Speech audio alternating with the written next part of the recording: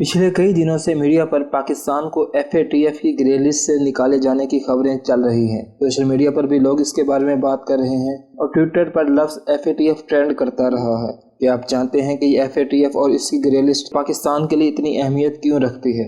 ان سوالات کے جواب جاننے سے پہلے ہم جرمنی کے کیپٹل برلن میں ہونے والی FATF کی میٹنگ کی پاکستان کے بارے میں فیصلے پر بات کریں گے۔ FATF کی لاسٹ میٹنگ کے فیصلوں سے آگاہ کرتے ہوئے FATF کے صدر ڈاکٹر مارکوس پلیر نے اس بات کا اعتراف کیا ہے کہ پاکستان نے اپنے سسٹم میں کافی ریفارمز کی ہیں، جو کہ خود اس کے استحکام اور سلامتی کے لیے اچھا ہے، لیکن اس کے ساتھ ساتھ یہ بھی کہا ہے کہ آج پاکستان کو گرے لسٹ سے نہیں نکالا گیا۔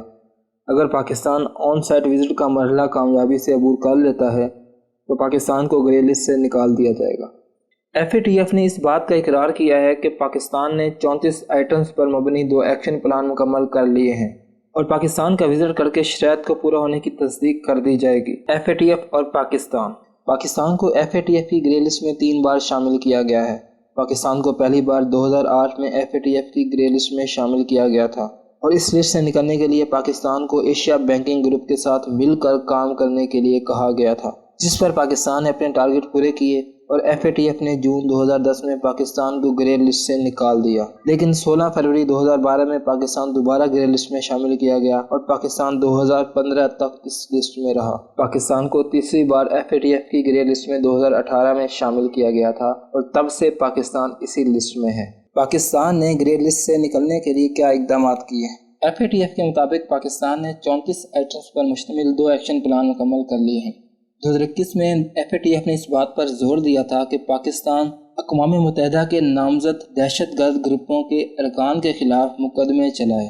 ISPR کی جانب سے جاری کردہ بیان کے مطابق آرمی چیف نے کہا ہے کہ پاکستان کی طرف سے FATF کے ایکشن پلان کی تکمیل بہت بڑی کامیابی ہے۔